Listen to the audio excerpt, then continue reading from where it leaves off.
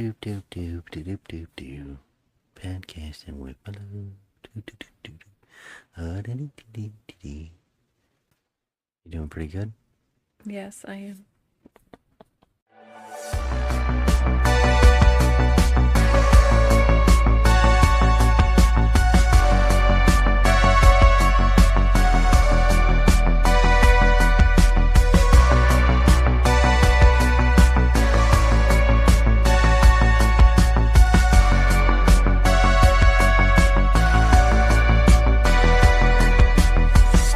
Just another movie night. Hello, everybody, and welcome to the show. We are Just Another Movie Night. I am Scott. And I'm Joe. You are Joe, and you're with me. I'm Joe. I am with you. I can't say that I'm happy about this particular cast, but I'm here. Oh, no. What happened? Guess what we're doing today? We are celebrating the life and career of... Hun. Oh, my gosh. Wait, did I fuck up? Yeah. Do you know what we're doing today? Edit that out. We're talking trash. Talking trash. Talking trash, Joe. Talking Did you know?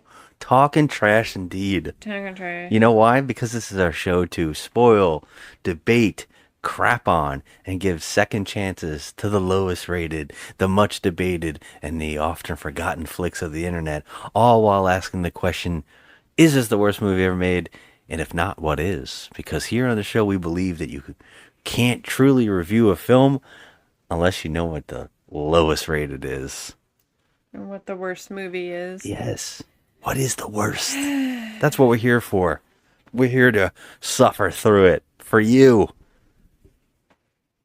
For who? I don't know. For somebody. I mean, somebody's suffering, and... we are suffering. I'm definitely suffering. And some people might enjoy our suffering. And that's what we're here to do. Well, Make a couple people laugh. I think there are some people that enjoy our suffering. Yeah, I hope so. Well, anyway. I rather enjoy it. I'm not going to lie. Sometimes I enjoy it. Sometimes, only sometimes? On this day now. All right. This is not a good day. What are we doing on the show today? Celebrating the career of Roger Corman. We've been doing it all month. Yeah, he just celebrated his 98th birthday. And Roger Corman is national treasure in this household. And he has 944 credits on IMDb. 492 as a producer, 56 as director, 45 as an actor, and 10 as writer. Lots of people in Hollywood got their start with Roger Corman. And to name a few, Sandra Bullock. That's shocking. David Carradine, which we know. And Sylvester Stallone. Who's quoted as saying, when we did Death Race 2000 in 2.5 weeks, it shows you it could be done. It was the only unofficial college of the arts where you got to learn filmmaking for free by a master. If I hadn't done those parts, I probably wouldn't be here today. He provided a forum for a lot of us to grow. We were the seeds and he owned the farm. That's an awesome quote. It's an awesome quote, and that's Sylvester Stallone talking about Roger Corman. So we are talking about Frankenstein Unbound today. This is his last directed film after an almost 20-year absence. Co-written by Roger Corman, based on a book by Brian Aldiss. Had a budget of 11.5 million. Corman got $1 million and only making 335,000 in theaters. That's right. So he got $1 million, and this movie only made 335,000 in theaters. Okay. Do you think that's more shocking, or do you the fact that this was actually in theaters more shocking? The fact that this was in theaters is more shocking. Right? 100%. After seeing this film, doesn't it feel like this movie was like one of those after-school specials that actually had some gore in it? You know what? This has the feel of 1988, The Gate, 1987, The Gate. It has that feel like you're watching an early 80s movie with like the same kind of like special effects. That's the way I felt. I felt like I was watching that movie. I felt like it was an episode of Jim Henson's Storytellers. If Jim Henson's Storytellers came on across the screen and they cut out some of the weird gore in this movie, it could have just moved into that Jim Henson hour. Well, this came out in 1990. Yeah, it It did. definitely had the same kind of special effects as like our godforsaken Mortal Kombat movie. I don't think so. I don't think it was that bad in special effects. I think it was just they did everything. I mean, what's shocking is, I guess, $11 million. Seeing this movie is a little shocking when you think $11 million. You're like, there's no way it's $11 million. Some of that has to be just paying people because the cast is pretty great. The cast is really good. Yeah. I mean, it's like loaded with some stars that, I mean, recognizable faces, which is kind of a shock, you know. I guess though with Roger Corman, he had a nose for talent. You know, I have to say something about, since we're discussing the. I should have said an eye. Why I said nose, we'll never know. Well, But he 'cause sniffed them out. He can smell. He can smell He the can smell it. craptacular actors. Actually, Not craptacular. I will We're naming say amazing people every that episode. there are some really good actors in this. However, since we're talking about actors, I will say that there is one person in this movie that was miscast and not even used as much as she should have been, and that's Bridget Fonda. Very odd. I don't know why they chose her. Was it just me? Was in the 90s Bridget Fonda like the prettiest thing? She was so pretty, yes, of course, and I think she's pretty, but I I just I something think about 90s Bridget Fonda. No, he hired her because he's friends with her father. Oh, I'm sure. I wasn't talking about that. I was Yeah. just saying that. Wow, it's just every time you see her in any movie from the 90s and the late 80s, she looks exactly the same for a very long time. Yeah, she's always Yeah. looked the same for sure. So one of those odd actresses that kind of just disappeared from movies. Yeah, I Yeah. don't know what happened to her. Yeah. But yeah, she had a moment in time there that she was like doing a lot of work. And then that's it. She just dropped off. Yeah, So- there was a high point for her, and then it just yeah. But this also stars, the main actor of this movie is actually John Hurt. Oh, no. Not again. Just got some Pepto-Bismol! Yeah. Which a classic actor. Like, he's one of those actors that he shows up in something, he always elevates his moment or his role or whatever. It's so odd when you watch some of these movies and you see these great actors in these films, and it just feels like you can tell they filmed this quick, small budget, and he's just like getting to run around and do silly things and wear costumes. I was watching in this movie and looking for the moments where John Hurt was going, "Oh, I'm in a bad movie." I mean, You know what I after mean? he read the script. You have to read the script and realize. Here's the thing: I don't know if the script is bad, because there are some interesting elements to it.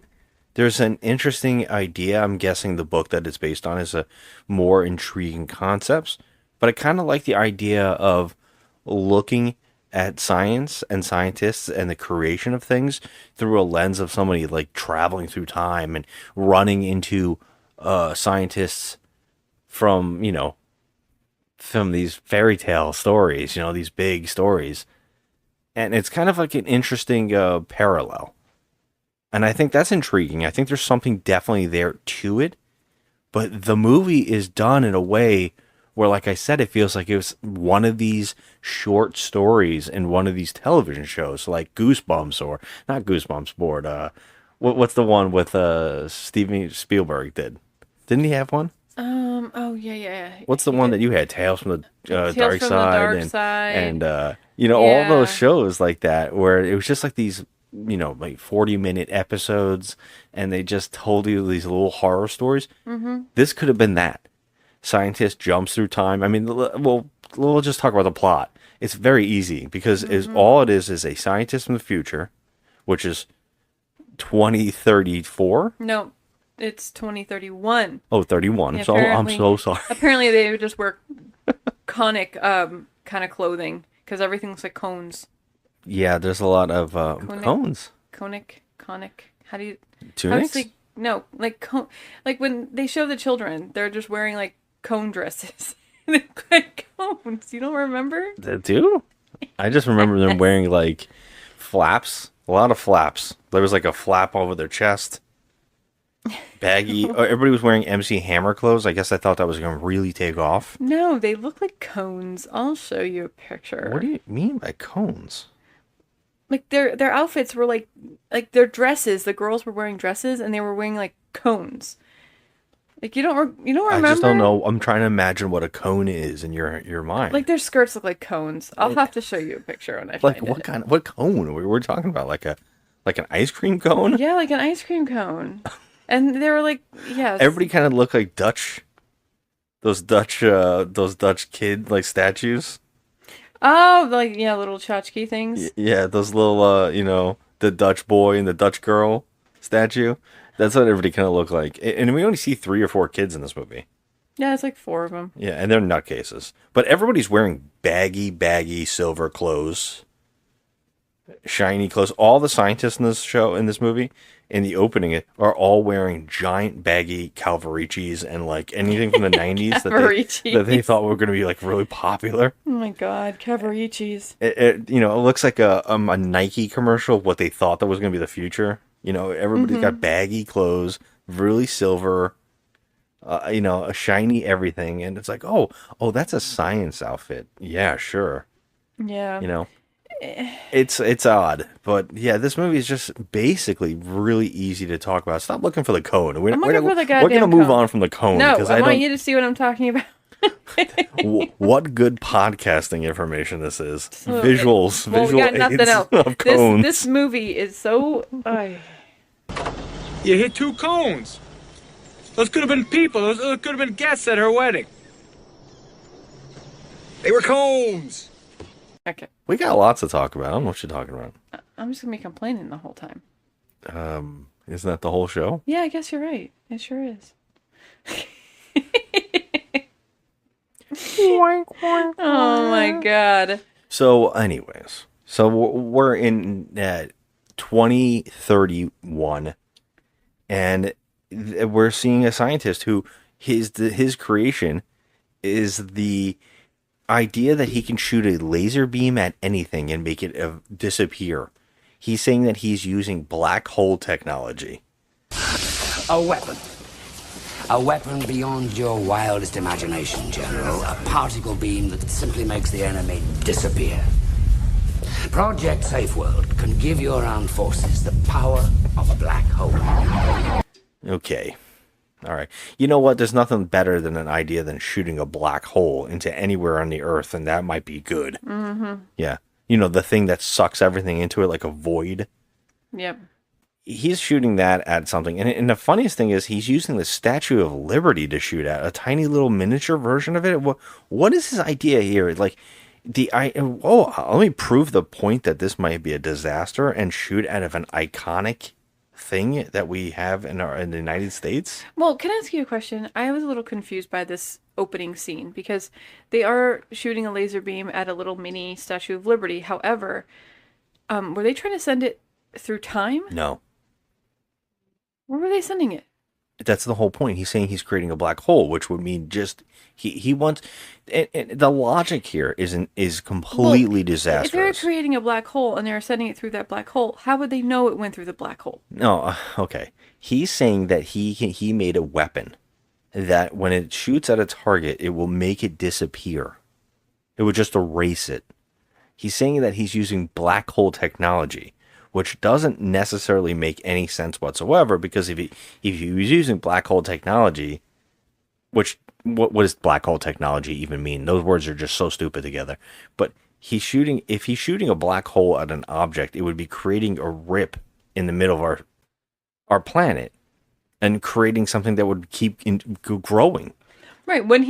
If literally he would be creating a black hole on planet Earth. Exactly. So what he's saying is not true. What it sounds like to me is it just disintegrates things when it hits it. Right.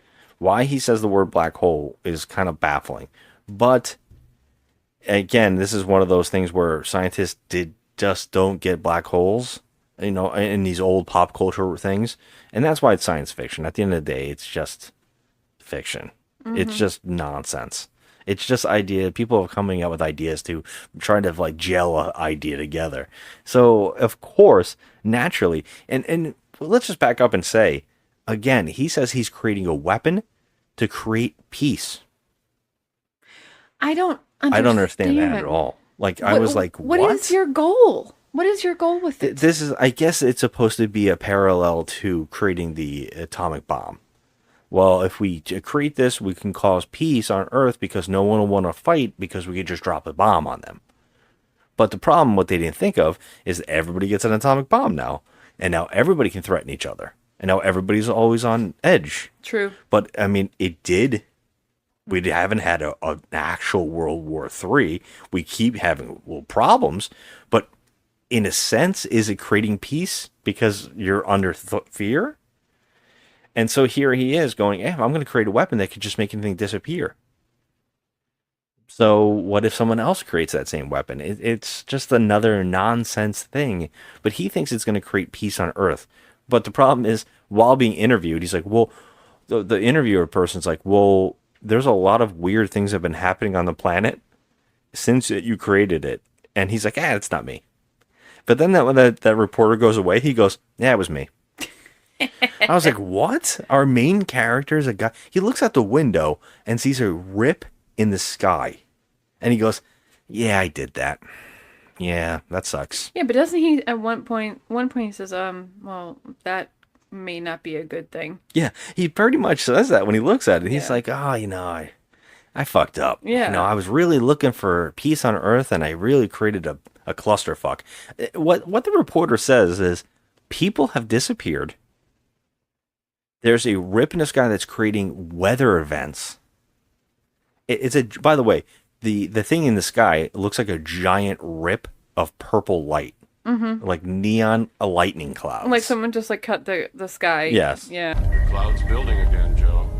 I wanted to create a weapon that wouldn't destroy the world. And look what I did.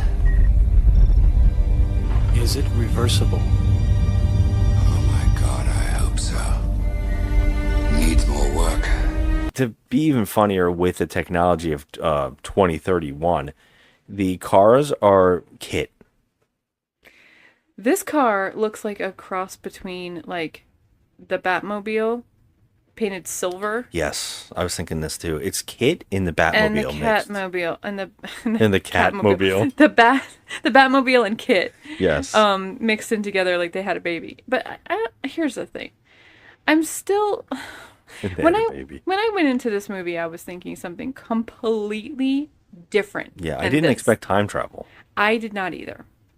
So we see John Hurt leaving in his Catmobile. Yeah, like cat. And for some odd reason, the movie wants us to know that he gets an alert from his car that there's a blip on his security system, that there might be an intruder at his house. So he says, "Oh no, it's just the neighborhood kids playing." Okay. Yeah, he knows that. Okay. Those little bastards are always on his lawn. Yeah, kind of like ours. Yeah. But anyway, we have that problem. But all night long. Anyway, so he just knows that there's some kids playing there, which is odd because these kids are so strange. I did not expect this to be like he pulls up to his house and the kids are in his front yard digging a huge hole and burying a bicycle. They're burying a bicycle and doing satanic chants at it. Okay. Cycle to cycle, rust to rust, what goes around comes around. Commend into your keeping, O Lord, this humble instrument of your most holy transport. What have we here? Is it dead? It died this morning.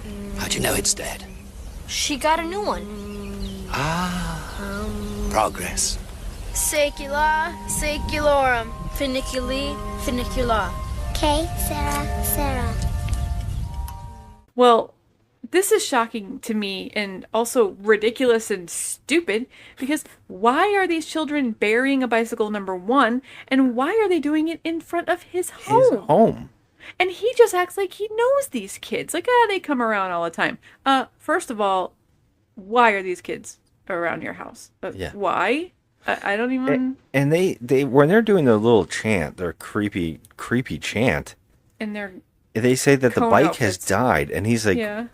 the cone outfit. And he's like, how do you know it died? Oh, because she got a new bike. And he's like, ah, ha, ha, technology taking over.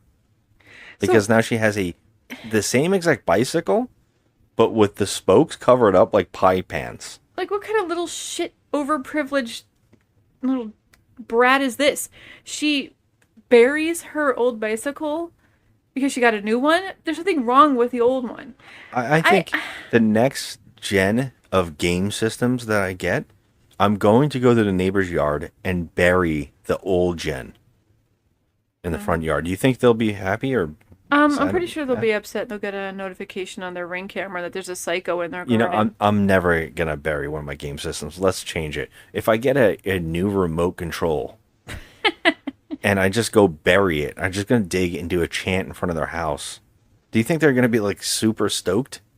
Do you think they're gonna be like, or do you think they're gonna go, oh, that crazy guy that puts all that crazy stuff out for Halloween? Yeah, they'll probably think that you're a witch or a warlock. Yeah, I knew it. Yep. I knew it. Just use one of my really bad pictures for my photo on the news. Oh my god. One where you look like a psycho. Yeah. One of the ones you post of me like picking my teeth or something like that. I never post pictures of you picking your teeth, sir. I won't ever do that. Ever. I'm like, Me- why? I'm married to Me this looking goober? angry, not knowing that you're taking a picture I of don't me. post bad pictures of you because... Yes, you do. Like in the sun in my eyes or something? No. You're still handsome as hell when you have the sun in your eyes. Okay. Whatever, dude. I So can't I'm do going to this. bury my So- remote control. We're moving on. Yeah, and so the strangest thing happens. Okay, so he's talking to these kids, which why is this even in the movie? It's so stupid. He has 30 seconds of screen time with these kids who we don't even know or care to know, and all of a sudden a big flash comes out of the sky, and he's sucked into No, the freaking do not, cloud. Don't forget about this, okay? He actually saves the kids because they're trying to bring their new bicycle in the house. He tells them to get in my house. Okay, because Kids, there's like my neighbor kids, get in the a house. gust of wind happening. But then Genghis Khan flies out on a horse and throws a spear at him. Oh yeah, I forgot about that. For no reason. But- Genghis Khan shoots out of the sky, comes down, and throws a spear instantly at him that somehow stops before it hits his face. And then they're all just sucked away. Now, you think that Genghis Khan... by the way, I don't know if it's Genghis Khan. It's some dude on a horseback that looks like Genghis Khan. Looks like he's in Bill and Ted's in the sporting God. section. And they get, like... You think that in the future... Because he's going to get sucked through time now. Well, did Genghis Khan get sucked with him to that time? Well, I don't know because he literally threw the spear at his face and it stopped in time and then he got sucked back in. Yeah. So, yeah, I guess. Why wouldn't they be? Maybe he went back to his own time. I would love a world where Genghis Khan is running around in the movie. Oh my god, that would just make this even 5 times Yeah, worse. it's insane because later on in the movie, other characters get sucked in time with him. So yes. why wouldn't Genghis Khan be a part of this movie? We don't need Genghis Khan. He went back to his own time. He's just, roaming around right now. Everybody's got like I think the most relatives of all time. I think everybody has DNA with Genghis Khan, so this might explain a little more of that too. Oh my god, I'm a quarter Genghis Khan. I apparently everybody is 'Cause I got a temper. nice. Anybody who's an Aries. Oh damn. So, yeah, he gets sucked in time. He gets sucked up into the sky. But they take his car with him, so he has his car. Yes, his car and him, a cat, we're calling the car. And the reason we keep talking about it being Kit, a version of Kit, it talks. Yeah, it's like Jarvis. It's if it was a car. female car, and it's got an attitude. Mm-hmm. And when they land in where they land, he asks the car, "Where are we?" And they're in the middle of a forest, and the car says, "The sticks." We're in the sticks. And I was looking at you like, Okay. why would a car even know, like, to say that or a joke? That's like the car saying, "What road? Where are we at now?" Oh, the boonies. No, but literally, I need to know where we are. Yeah, no, you the know? car doesn't give him any information. Yeah, it doesn't help out really ever. Well, he okay. The problem I'm having Except with when you this, need things printed. That's the thing in this movie. well, okay, this car can do a lot of things, by the way. It's self-driving. It can print things out in the car. It talks to you. It's pretty interesting. Anyway, it also looks pretty. It's like a little silver bullet. But anyway, so he hides the car like kind of in Marty McFly fashion in the Back to the Future Part 3. Remember I wouldn't hides say it? hide it. He just goes, hang out, be a good girl. He puts it in like a little shed to hide it. It's like a little shed. When does he do that? Yeah, when he first got there. I thought he just said stay in the forest. Nope.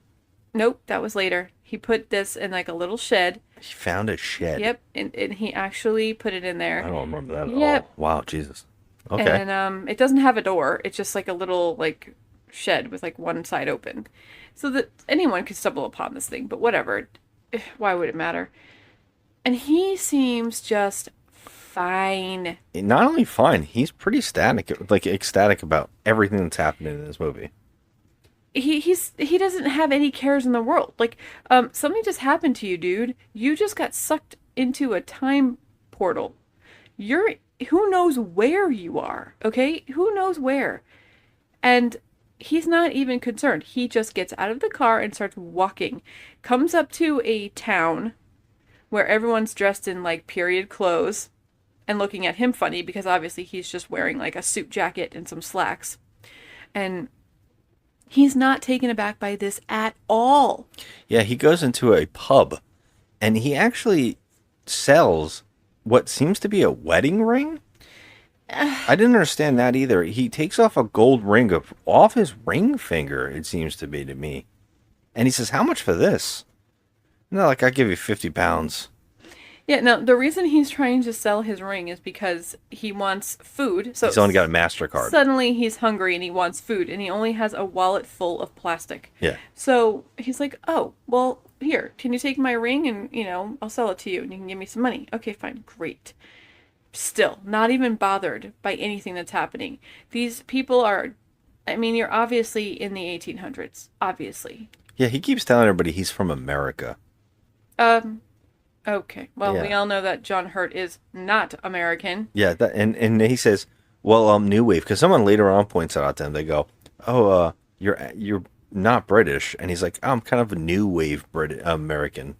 He says I'm like a new wave American. Yeah. I'm like, first of all, why would they ever even know what that means? And that's not even a thing.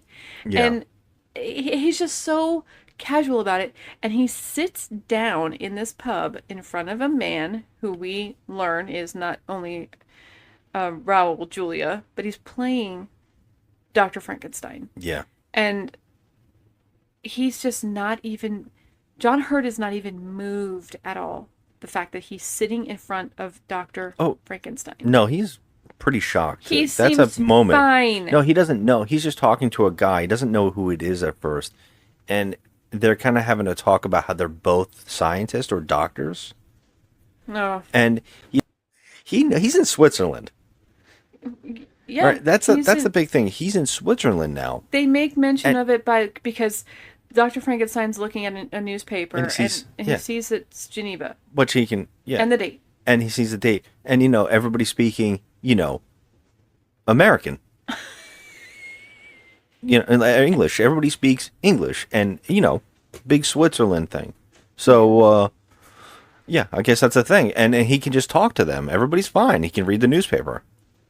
Okay, so he's in Switzerland, and then he finds out that the guy in front of him that he's trying to chat with, who's kind of being rude to him, when they say the guy serving the food tells him, "You're Dr. Frankenstein," and that's when John Hurt's like, "Oh my God," he's kind of shocked, and he's like, "I've heard of your work," and he's like, "You're mistaken. No one's ever heard of my work," and he has to leave.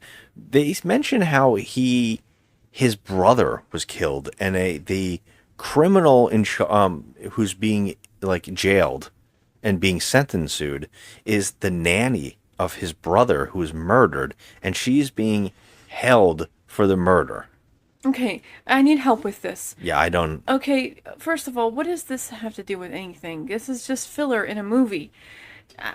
It's strange filler too. They take us to a fucking courtroom where this lady's on trial for killing his brother. Now, how old was his brother?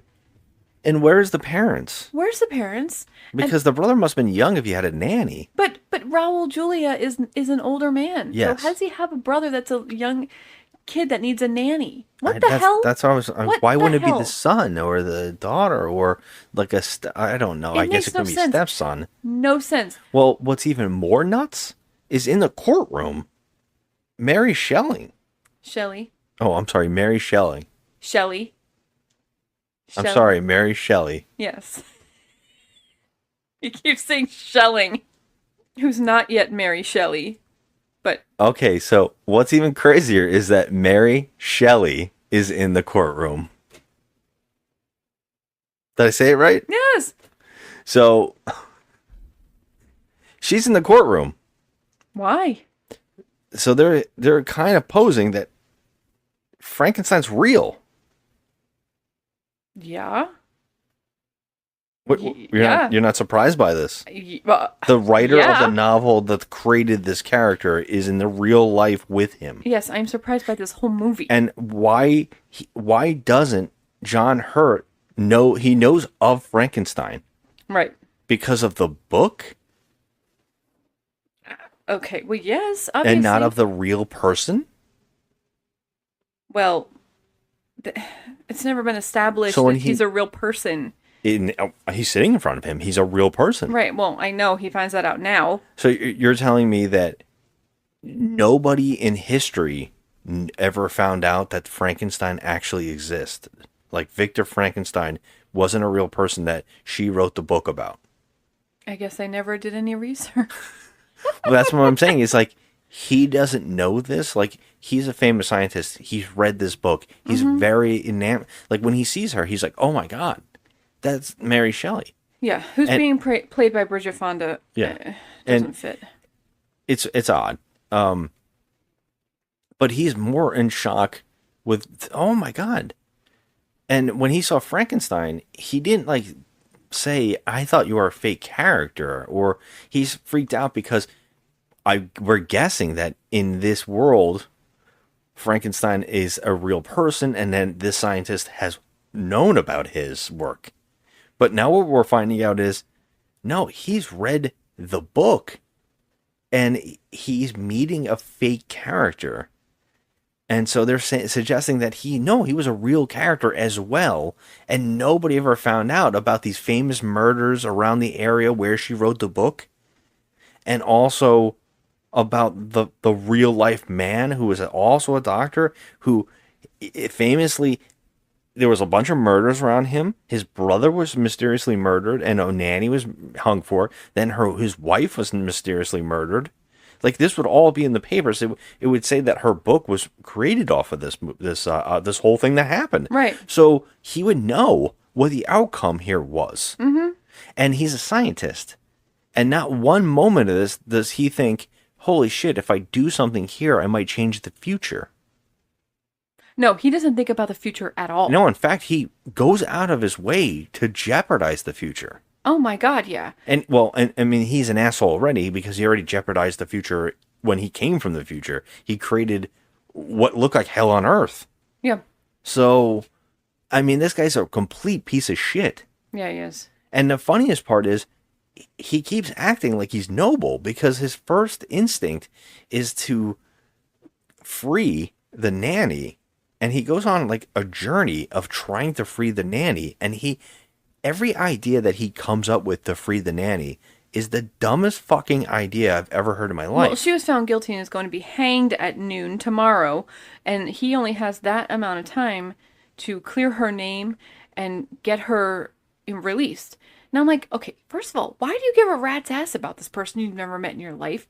And why would you even like want to change how the course of things go? Like he doesn't even consider this. So this is like what I would definitely call like plot filler, because honestly, it's just filler. There's no reason for this whole 20 minutes to be wasted on this trial. He's at the trial of this nanny who killed Frankenstein's brother, supposedly. Then he meets Mary Shelley there. and then he's trying to go through all these channels to get this nanny released. He ends up at the hanging where he tries to stop it. Okay, yeah, I didn't want you to jump all the way to it. That's why I was trying to bring up the whole idea of like why he's doing the things that he does. But the things that he does are not logical in any sense for a scientist to think, how do I free this girl? I need to free this girl for some reason because I know that Frankenstein's monster killed this girl, killed this boy. And so I have to free the girl because it's the right thing to do. But why would his first instinct not to find evidence or to capture the monster? Right. His first instinct is to go and track down Mary Shelley and say, hey, you have information on it and you have to help me free her, free the nanny. She hasn't written the book yet, man. Right. Like, how dumb are you? Yeah. Like, why would a book come out already about the guy that you're meeting who has the event happening? Right. You already know that that's not what's happening here. Like, he's so stupid. He goes to this woman's property. By the way, it looks like present day Switzerland. I had to look it up. It's actually Italy.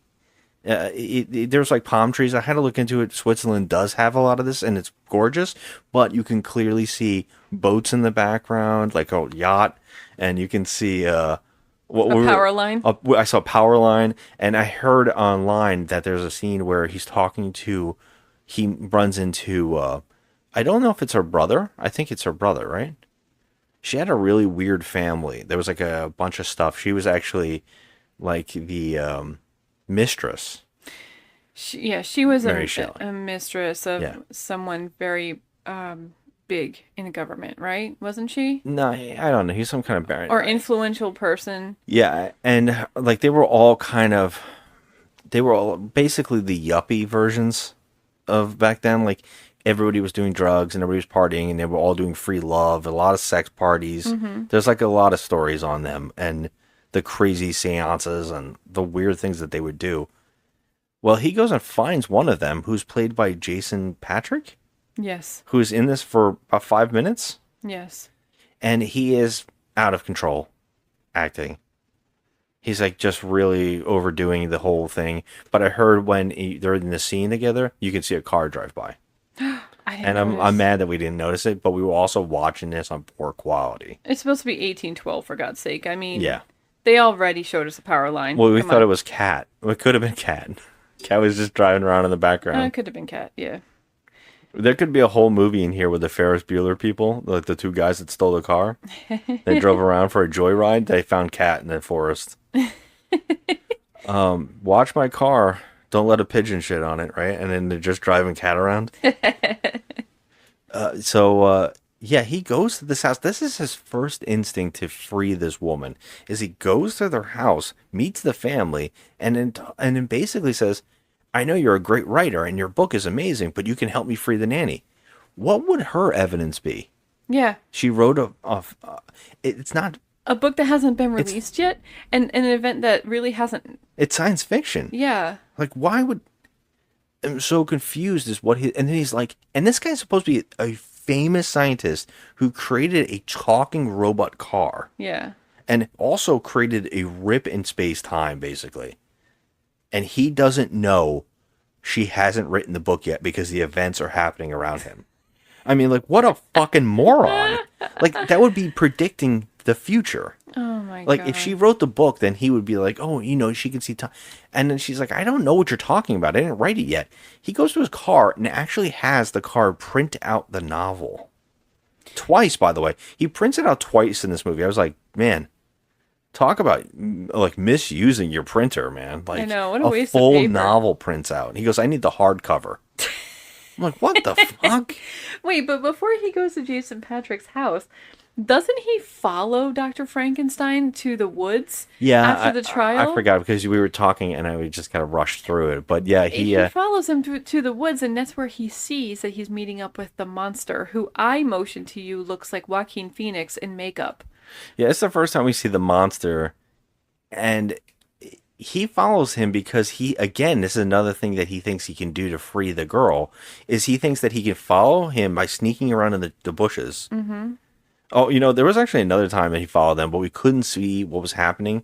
But Dr. Frankenstein and the monster have a like fight or some sort or argument, and he says that he needs to him to make something for him, and he knocks over rubble, and it like falls on our main character, John Hurt, and it knocks him out, and he has his first weird trip dream. Okay, I don't understand what's going on here because the whole entire movie was the transfer was really bad. And then they do a dream sequence of that whole Scooby-Doo like Yeah, the Wayne's World thing. Yeah, the Wayne's World thing.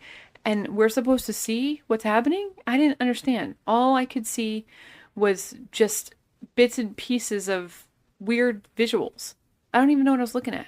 Yeah, it was like he was walking through a sea of people trying to grab at him, pull him under. Yeah, and because this is a Corman movie, I thought for sure there were going to be some kind of Like monsters and they were boobies and just going to stuff. take their clothes off and the boobies would be flopping around and stuff, but that's not what happened. This is like some kind of like hell. Like he is like I guess like Dante's Inferno type of thing in his dreams. I really don't know, but we get those a lot. That's the only reason I brought it up. So the second time we see the monster actually fully see the monster is that the monster grabs him because he's hiding. Now he already knows that Victor Frankenstein created a monster man, and that he's following him so closely that not once does the scientist think maybe the monster might find me first. No, he doesn't think about anything, Yeah. which is funny because this guy comes from the future. So like all of this. You already know the information. Yeah. How would you ever think? It's like he just doesn't give a rat's ass. It's just like, he just lets things happen. He doesn't think about anything. Yeah. And you know what I'm also sick of? That the Frankenstein monster is like a ninja. Oh Like my God. no one can hear him coming until the last second. Right, but can I just say that I think this is like one of the first times he's actually verbally coherent, where he could speak in full sentences. We've seen him in other things that he could do this, but yeah, this is the first. I mean, I can't say this is the first because I'm not really sure, but we're so used to the Universal movies. Yeah. And he doesn't fully talk much. Some of his language gets more and more in each movie. Yeah, but in this one, he speaks with full sentences. He's, he's much completely, more. Yeah. He's pretty well versed in, the English language. Now, to talk about what you were talking about, the monster, what he looks like. There's so many things here to talk about. What the hell were they thinking? One of the things I cannot stand, his eyes are stitched. His eyeballs, yeah. How does that work? Well, you just go to the store and you buy some contact lenses, and With stitches on them? Yeah, 'cause Yeah, that happened. I mean, of just during course. Halloween. During Halloween, you Well, can get them. But in the movie sense, why wouldn't there stitches on the eyes? Like, how would that even work? Well, Like, what are you stitching together? see, the retina had to be applied very carefully and strategically. And back then they didn't have like lasers or anything, so he had to just get a needle and thread and stitch that bad boy on. That's like stitching together a boba that you found in your boba tea. Like, I mean, like, how does this work? Like, I don't think that's how that works. I was like, why wouldn't you just have a different color eye on each eye? Yeah. Or, something that looks a little like bloodshot. They actually zoom in on it like they're really impressed with it. They're like, look how cool this is. There's Yeah. stitches in his eyes. Yeah, it was just What day does he have to go to the doctor to get the staples removed or the stitching removed from his eyeballs?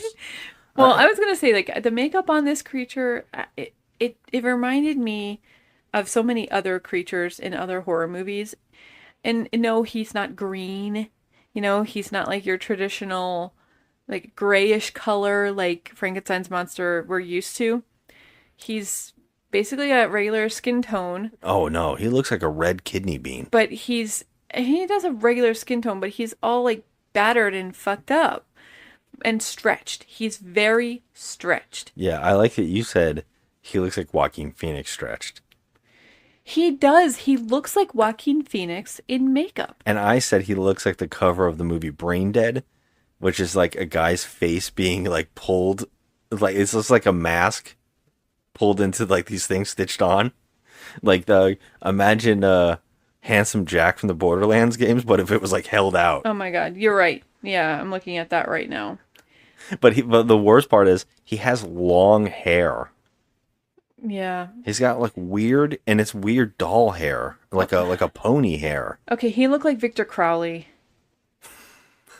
He did. Okay, I could see that. I also said there's another movie, and I can't think of what it. Maybe it was Tales from the Dark Side when the wife is like, never ask me about that day, and then he does, and then it turns out she's like a gargoyle, like from that movie. Like when she rips open, she's like a gargoyle monster. It is a weird facial thing on this guy, and the weirdest aspect of it is that he has fingers in the wrong spot, and I don't understand. Again, this is like the eyeball. Why does he has like an extra thumb next to his pinky? Yeah, I don't understand. What is the reasoning to add on? It doesn't make any sense. Like, if Frankenstein is a doctor or a scientist, he's a real dumb one. We just watched like the Fallout TV show, and in that they had like a guy with a nose on his, like they put a nose in his forehead. That's the kind of thing I'm thinking here. It's just like a guy's like, I don't know, I could do it, I guess. Let's just do it. Like, I don't know what the function is, what the idea behind this is. It just looks fun. Like, what if we took his eyeball out and just stuck one over here, you know? Like, it's so bizarre. Yeah. And the only thing on him that's, like, weird is his thumbs. Like, otherwise he's just a guy who looks like, for some reason, had a face transplant. I mean, yeah, and he has like a really big neck. Yeah, I mean, he just looks like, yeah, it looks like roid rage a little bit. Yeah. But, like, I mean, he doesn't look scary or terrifying or anything like that. He just looks like he's been through something. Yeah, he's been through something. Well, naturally, he sneaks up on our lead character and grabs him and tells Frankenstein that he's going to kill him. And Frankenstein's... now, my first thought was, why doesn't Frankenstein go, I don't give a shit. I don't even know who that is. Like, who? Yeah, I just met him met yesterday. that guy, yeah. You killed my brother.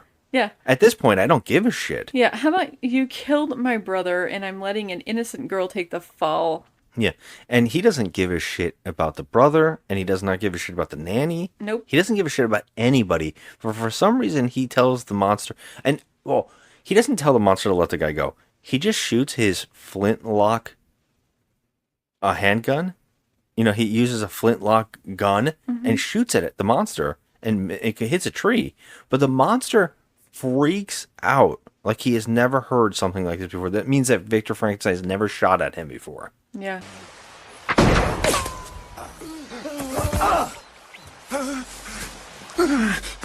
Never tried to kill him.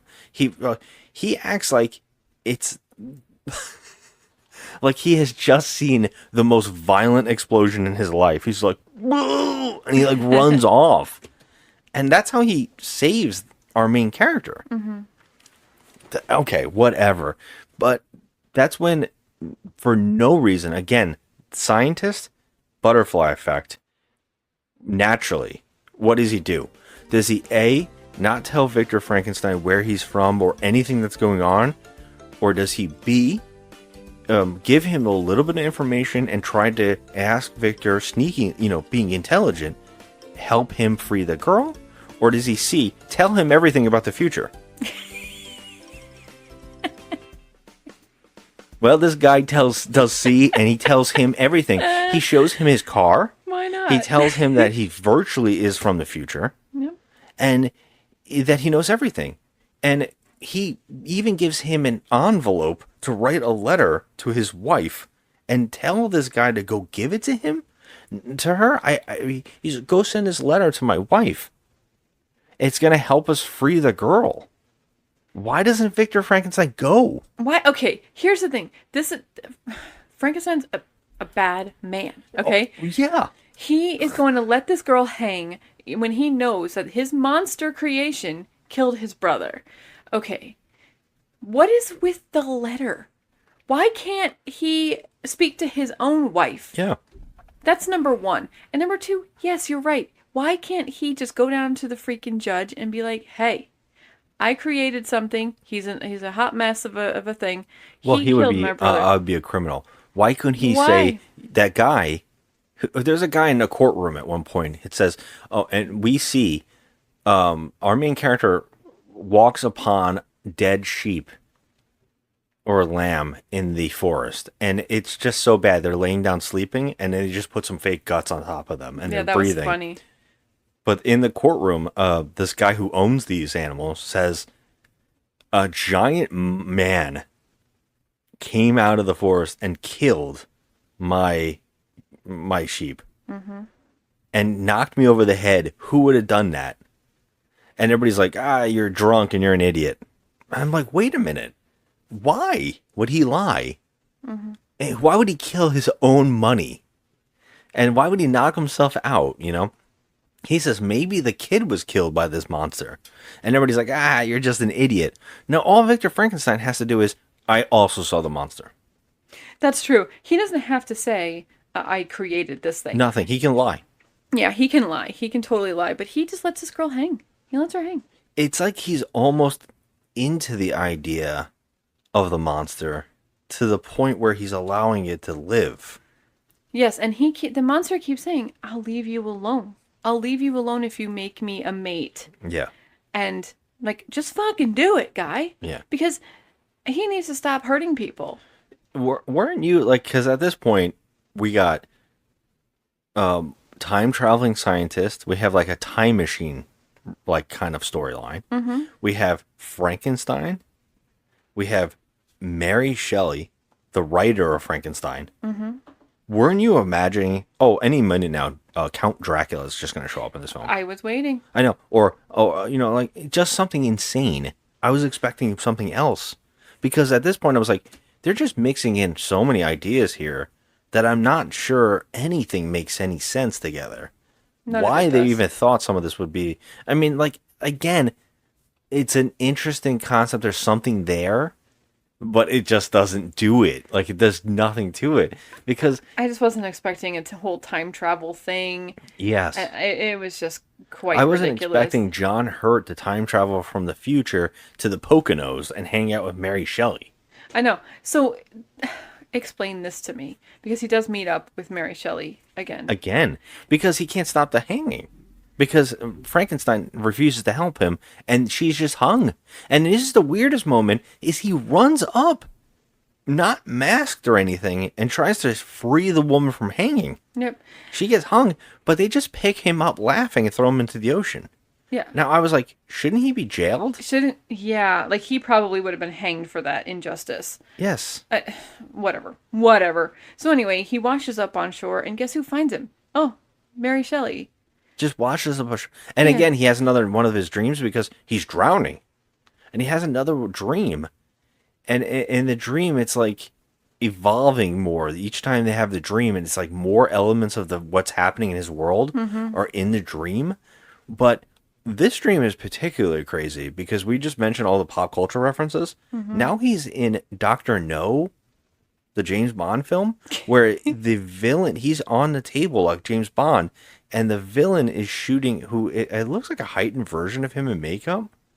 I'm not really sure because of the feet, like how we could see it, but he's shooting a laser beam, just like in Dr. No, which was going to cut James Bond, but James Bond, of course, gets out. Unfortunately, our main character doesn't, and he gets cut in half, and he wakes up, and then he's in front of Mary Shelley. He's just washed up onto her. This is the most stupid thing I have ever seen. Like, honestly, he washes up on shore. No, he didn't drown, mind you. Okay, but he was unconscious. All right, fine. Okay. But he washes up in her face.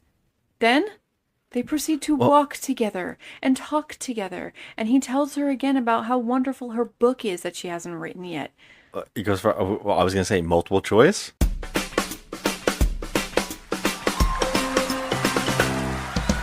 Does he, A, share a nice little moment that can relate to Mary Shelley and they're going to share some stuff? B, try to romance her and maybe he's falling for her? Or C, show her everything from the future and tell her that you're from the future and then show her her own book? Yeah. It's going to be C.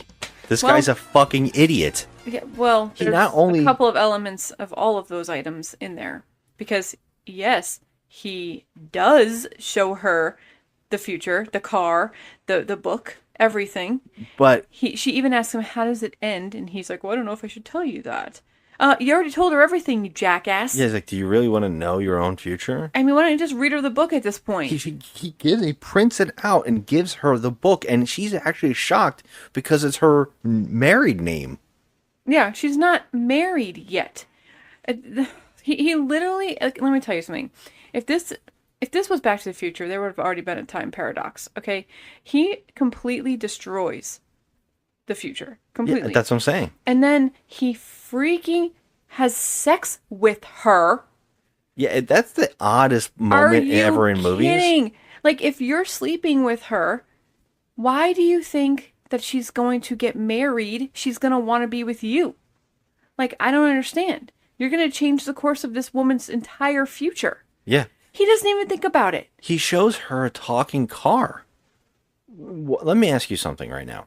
Would you, if you were her in the past and you were shown a talking car, do you throw your novel out and write about a talking car? Yeah, I probably would have, Yes. number one, thought it was, space aliens or something. Yes. Okay? I would have never thought that this is mind-blowing, okay? It's mind-blowing for, if you see this shit in the 90s, okay? Let alone 1812. Yeah. I mean, the moment I would think is if I was her, I would be like this. Oh, I was just going to write a novel about some scientist that creates a man? That's nothing now. I'm going to write about a time traveler who has a talking car. Yeah. You Like, just change the course it would of change everything. her writing. This movie is so fucking stupid. She would have written him into the novel. Yes. He would have changed everything. Yeah, Everything would have changed. He would have been a part of it. And I love how they have sex or they fall in love. It's just like kind of like a second where he is walking with her. First off, they go on a road trip and they're driving on roads. Yeah, there's roads. There's roads. And he picks her up on their little beach house that has like everything that's modern, like a fence. That's what I told you. I'm like, it's a freaking resort in the Poconos. Yeah, he picks her up and spins around with her, and he's just like, "Yay, we're in love now!" And then they just have sex. And she says, "I'm in an open relationship." Oh, okay, yeah, okay. Yeah, I practice free love. Yeah. And then she goes, she unbuttons, and she's like, "Come and get it." Okay, well, I can tell you right now, there's not one nipple in this movie. Yeah, you want to talk about their shocking. age? There is a what did you say it was 24 He's 50 years old in this movie. Oh, John Hurt. And Bridget Fonda is 26.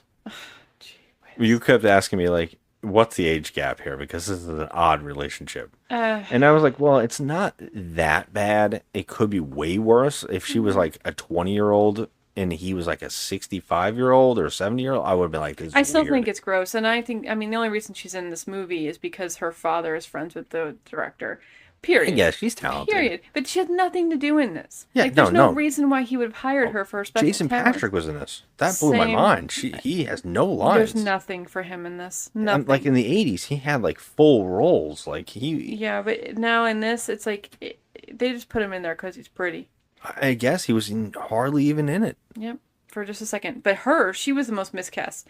But then again, I feel like this whole movie was miscast because it's just. I think so John odd. Hurt works. I think that Raul Julia is also very. He's just so intense that I think that he kind of works for everything. But the problem is he's not given any material. He's not given anything to do. No. He has no intensity in this movie. Even in Street Fighter, he had more intensity in that as Bison than he did in this movie. And he was like dying while filming that movie. Yes. And in this movie, there's no reasoning to be so tame. No.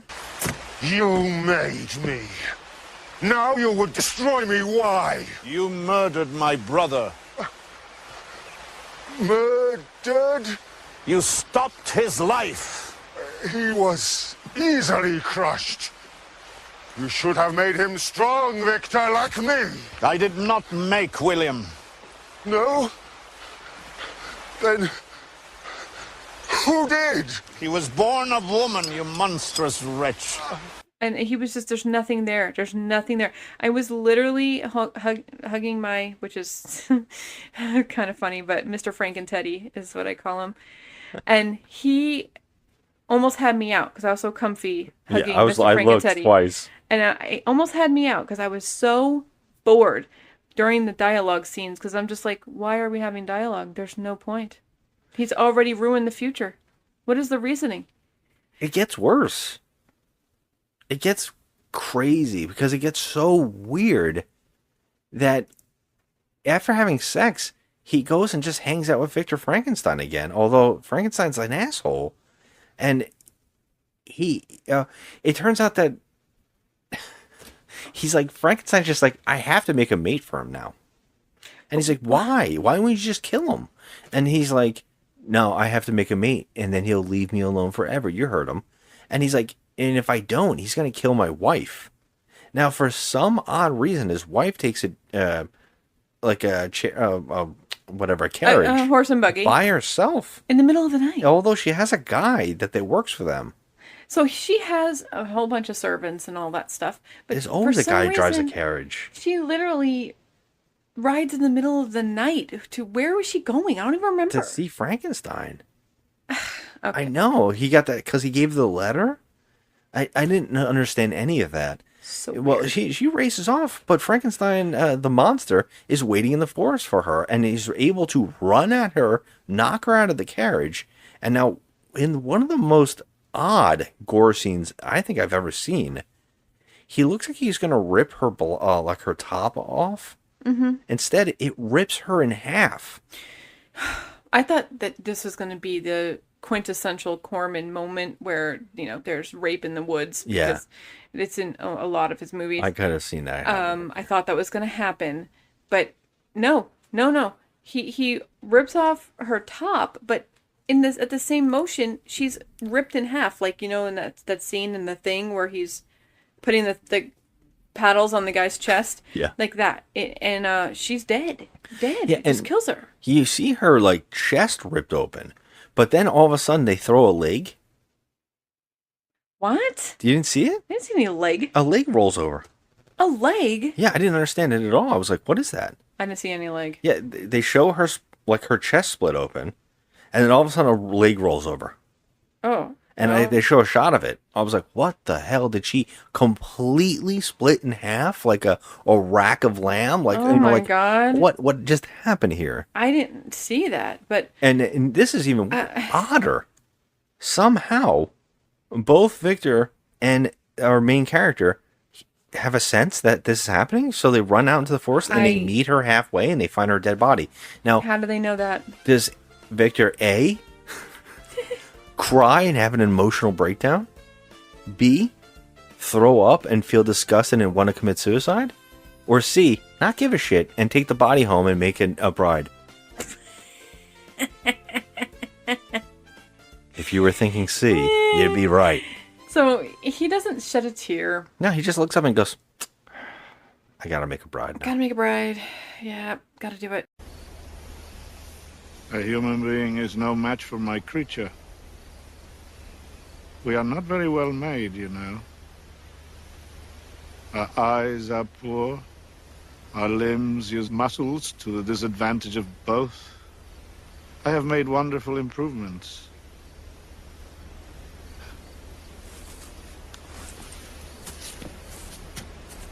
Wonderful improvements. And this is what's even now. This is even more bizarre. A bunch of villagers come out of nowhere, and they attack John Hurt, and they tie him up to hang him. I don't understand what's happening in this scene. I looked over at you and I'm like, you know what? Let's just save this for the podcast because I didn't understand what was happening. The whole movie's like, oh, okay. This movie had its way of making me snooze and then waking me up at the most inopportune time where I'm just like, what is this? Yeah. What is this? Well, I guess Victor Frankenstein runs into the woods and leaves John Hurt with the dead body of his wife, and the villagers find him and think that John Hurt was able to rip a woman in half. And so they tie him up and they're going to kill him when Frankenstein now intervenes for no reason. Or the monster, Frankenstein's monster intervenes for no reason and saves John Hurt by killing all of the villagers in the most humorous ways. He just knocks one's arm off. He just splits a head right off. It's just so goofy. It's like a bunch of rag Why dolls. though? It makes no sense. Why would he defend John Hurt? He doesn't know this guy or give a shit about anything. And then Frankenstein comes out of the forest and goes, "Hey, don't kill him. He's going to help us make a bride."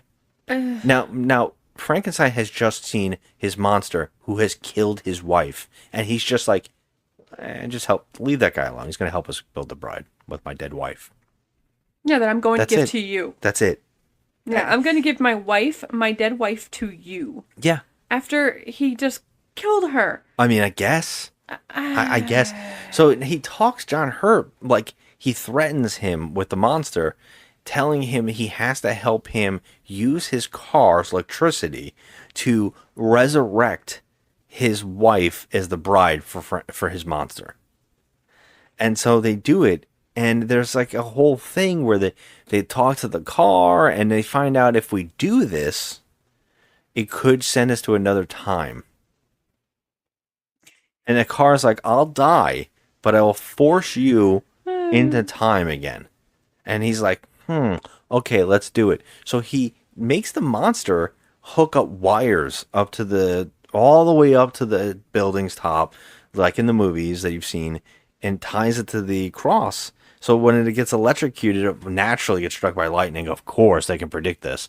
When it gets struck by lightning, and it also is the car battery, it'll not only resurrect the bride, but send them through time. And so naturally, that's exactly what happens. They get sent into the very, very far future where there's nothing left. It's basically just a wasteland of snow and ash. But the castle that they're in is like still there, kind of. And it not only was John Hurt beamed, but Frankenstein's monster was, and the bride of Frankenstein were all beamed into the future. And they have a little bit of a tussle where the bride wakes up and basically she now has another thumb. I just want to point this out. I don't know how. Why? He was able to staple her back together, but he added a new thumb. So this guy's got an obsession with new thumbs. And it's so crazy. And also her face is again stretched. Yeah, I don't Why would he have done that? All he had to understand. do was stitch her back together. Yeah, nothing was wrong with her face. Her face was pretty. Yes. She just got hacked open in the center. So, like, what are you doing to her face? Like, why did you need to do this? She looks like a piece of silly putty. Yeah. I don't get it. Yeah. Does he have a thing for this? Like, he's like, man, she's beautiful and all, but if her face was a little more stretched out and if she had another thumb, she would be really hot. I don't get what is the reasoning don't of understand adding this. another appendage. What can be gained from adding another appendage? Yeah. It makes no sense. Naturally, Victor goes to kill the monster with his flintlock gun again, and the bride grabs the gun and has him shoot her in the heart, and she dies, making Frankenstein's monster pick up Frankenstein and basically rip him apart in the torso and then throw him against a rock, and he just dies. Yep. This leaves John Hurt and Frankenstein to walk around the wasteland, and somehow John Hurt gets away from him in the wasteland, but ends upon what I could only explain as a vault-tech vault, and he wanders into the vault, and he is met with the film's budget, which is every set piece from Star Trek, 2001, and Battlestar Galactica thrown into one room with green neon laser light. Like it's like a laser light roller rink from hell. What was this supposed to be? Was this supposed to be his old lab? It is John Hurt's Hurt's creation grown into like a monstrosity that it just kept growing. The movie's supposed to be a take on Prometheus, the Titan who stole technology to give to humanity, and it was tortured he was bound to a rock and picked apart every day of his life. His liver was eaten. This is supposed to be like a take on that, and this is called Unbound. So the idea here is that he was never met with his crimes, and so it just kept growing. Like it went out of control if he wasn't stopped. And so here we are with a technology nightmare. But okay, everything about this bit is baffling. Now, this is a character who wanted to save a girl wrongfully accused. And you think that he's maybe learning a lesson? Like this is like some kind of Scrooge scenario where he's like sent back in time and sees that Frankenstein is him. It's a version of him. It's like a mirror. Oh, I'm also creating bad things and I'm playing God. Right. And so, you think he'd learn, but no, he's worse than ever. Now he doesn't give a shit at all. He's excited to see his robot apocalypse that he's created. Right. But what's really baffling is out of nowhere, like the Kool-Aid Man, the Frankenstein monster bashes through a wall. He just appears. It was funny because you're like, as soon as that happened, you're like, oh yeah. Oh yeah. He just comes through the wall and says, "Hey, I'm here now." And now this is where John Hurt and the Frankenstein monster could just have a conversation. All he has to say is like, "Okay, let's just talk." And the Frankenstein monster virtually says to him, "I'm alone. You've created, Frankenstein might have been a monster creating a monster, but you're even more of a monster. You created nothing. Now I'm truly alone." And he said, now this is the moment where he can say to him, "You're not alone. We're together. I'm not going to treat you like him. You'll have a friend. I can teach you. You can learn. We can, and I should have done multiple choice here again because that's all he had to do. Instead, he pulls out the magic fucking flintlock gun out of nowhere. How many, you have to load these damn things. He just shoots the monster and basically almost blows his arm off. And the monster very sadly says, "Why do you want to kill me?" And I'm like agreeing with him, like, what did he do to you? Nothing. He was mad at Victor. Yep. You and him have no problem. Nope. You could get along. You're alone at the end of the world. Why wouldn't you just, hey, let's just hang out. Yep. Let's just be friends. And he starts killing. So naturally we have a fight between the two of them where Frankenstein rips his own arm off and just starts smacking all the things in this laboratory. The laboratory, there's not one lick of rhyme or reason in here. In fact, it's all, I know this is high technology in the 90s, but it uses the clapper. It sure does. He uses the clapper to control laser beams that are just lights. Well, they're just lights, yeah, but until they're not. Until he claps the shit out of the lasers and basically claps Frankenstein's monster to death. I guess he claps, punches his hand, and then waves around like an idiot.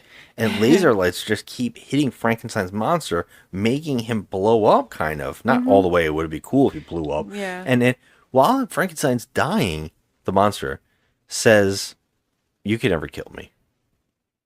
You don't understand. You can never kill me." And he dies, right?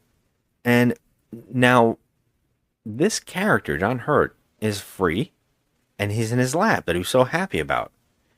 But he leaves.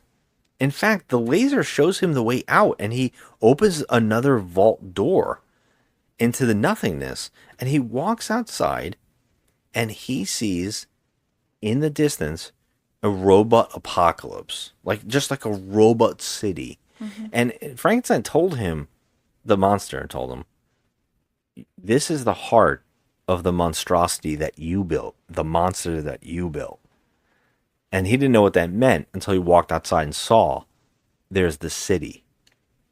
And then we hear a narration from Frankenstein's monster that says, I'm not, you think I'm dead, but I'm with you forever. I'm unbound. Finn. Can I ask you a question? Sure. Why? Okay, during this whole scene, I'm waiting for the sky to open up and for her to get transported back through time. But that portal's gone. Yeah, because it's the end. This is after the end. world ended. Yeah. And his technology took over. It created a hellscape that the nightmares, I think, were telling him. Like I said, the Prometheus storyline, where it's just like, this is his tide. That's why they're saying that he is Victor Frankenstein. He is the monster. And you know what? I forgot that they say that line. When the Frankenstein monster asks him, why are you trying to kill me? He responds, I am Frankenstein. Yeah. Why this character all of a sudden goes to this? Why he doesn't, like, Mary Shelley and him had a thing. Why that goes nowhere? It has no relevance here. I thought they were going to make her the bride. I thought she was going to be involved in this somehow. Yeah, well, but how would she they never do that? comes back. Because she has to write the book eventually. Oh, he also showed her a talking car. It doesn't even I matter know. anymore. None with of that. it matters. This whole movie is just like, okay, what's the reasoning here? It's What- like monsters creating monsters, like basically a warning of technology and how there is no difference between one and the other. It is a concept that I think is interesting, but the way that it is executed, every scene, I just kept going, that's baffling.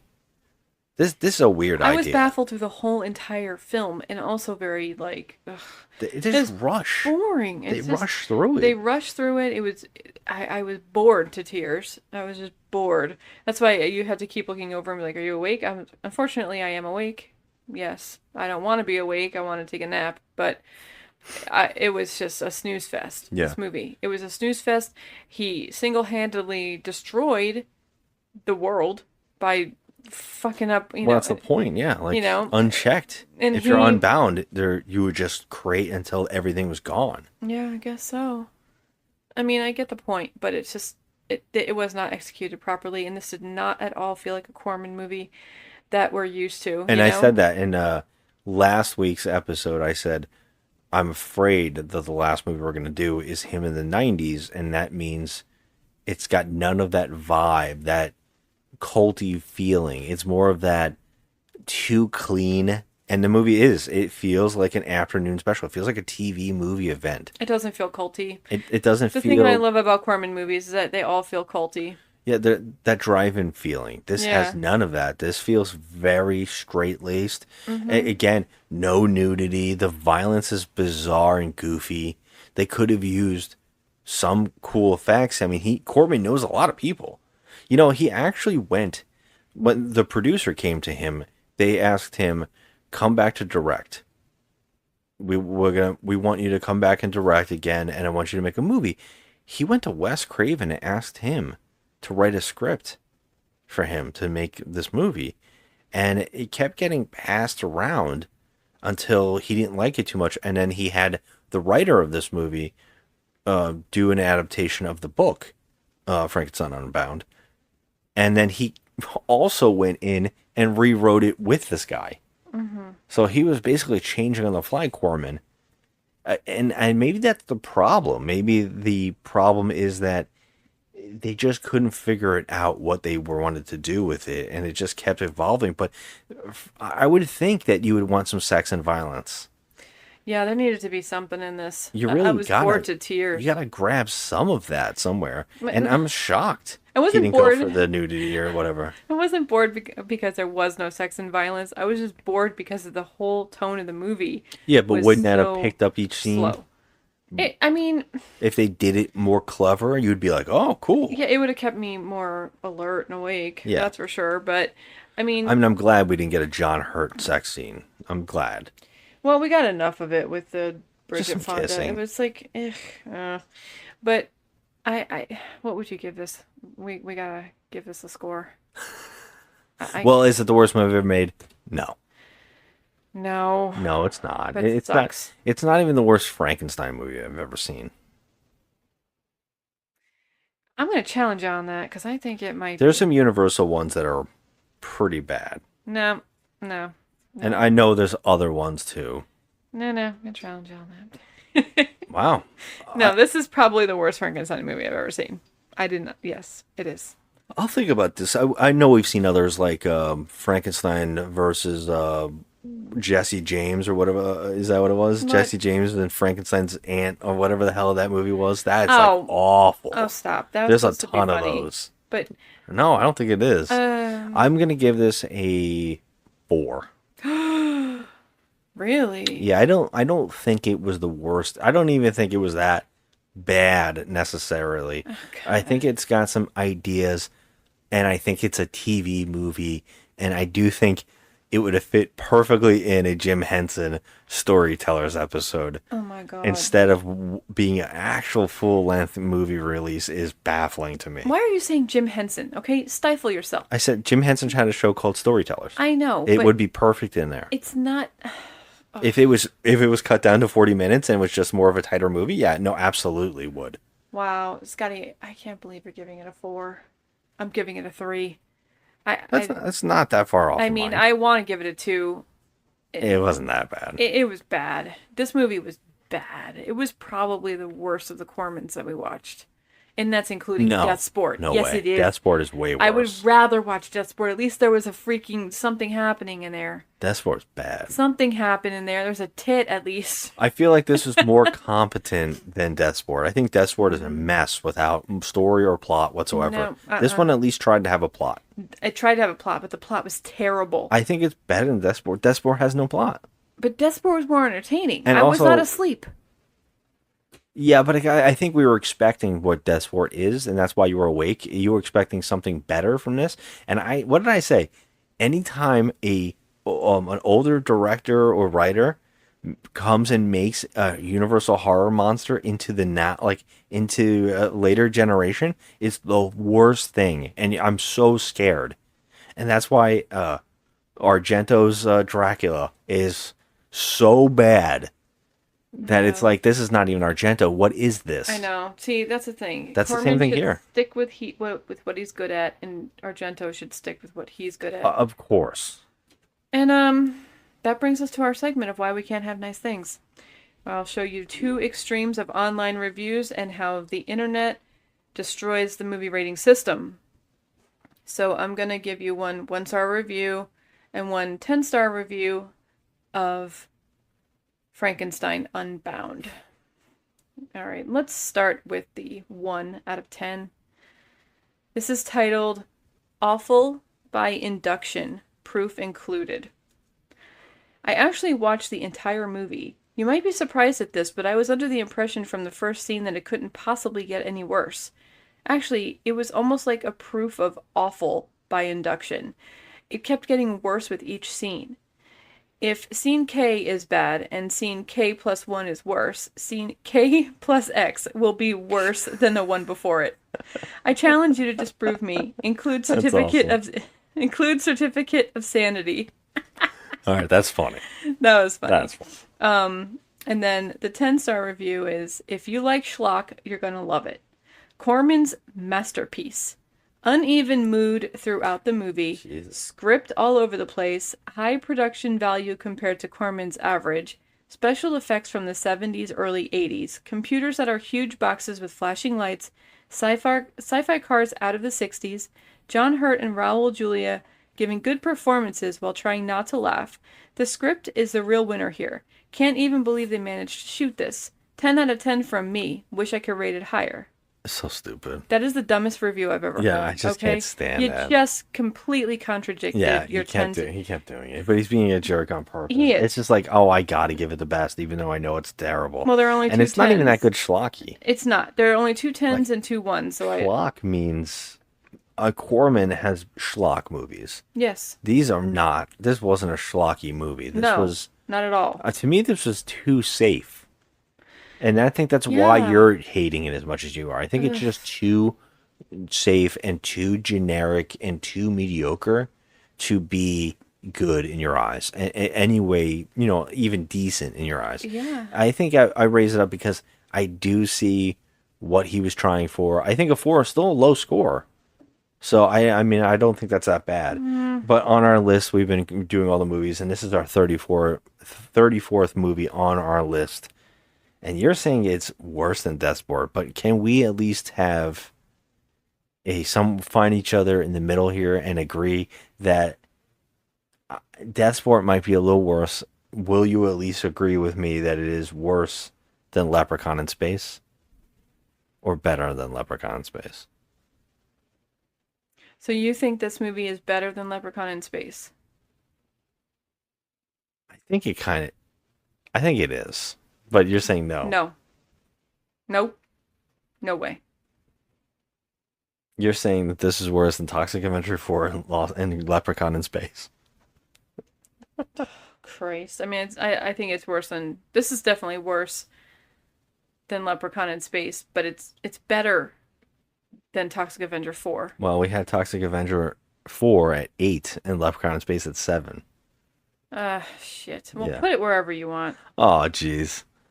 All right, it's definitely going to go right between Toxic Avenger 4 and The Son of the Mask. Is that okay? Okay, that's fine. All right. That It'll works be our out. number 9 on our list, our ranking. It's still in the top 10.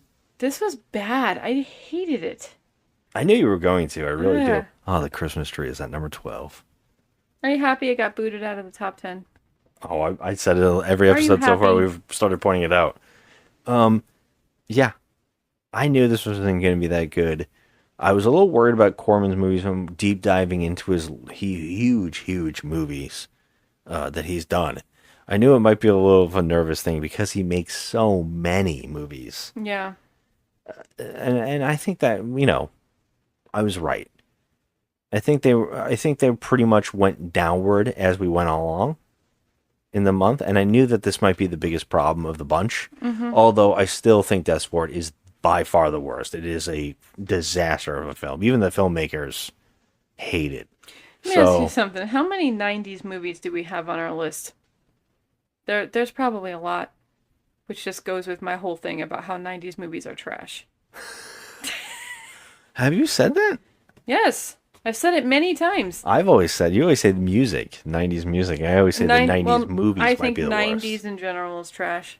I know a lot of people get mad about that, but I definitely think the 90s movies, there's something about the changing of the film, what they're producing the films on. It's starting to get digital. Everybody doing CGI, which is awful, except if you're Jurassic Park.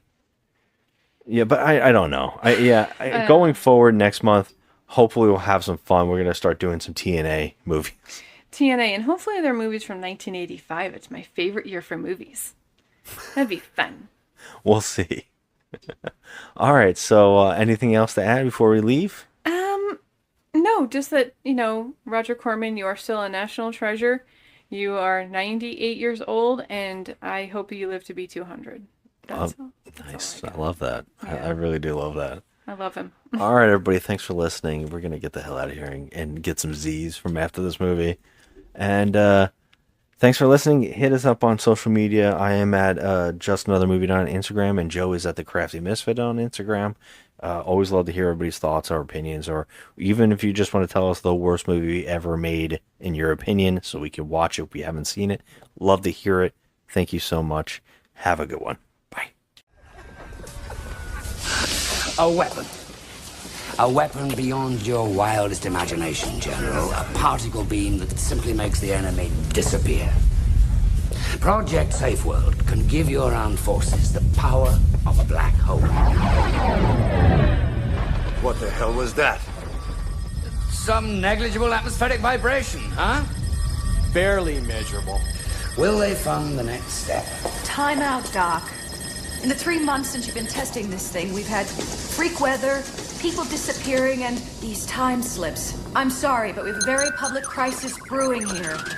All right, so we have a side effect to contend with. It's not the end of the world.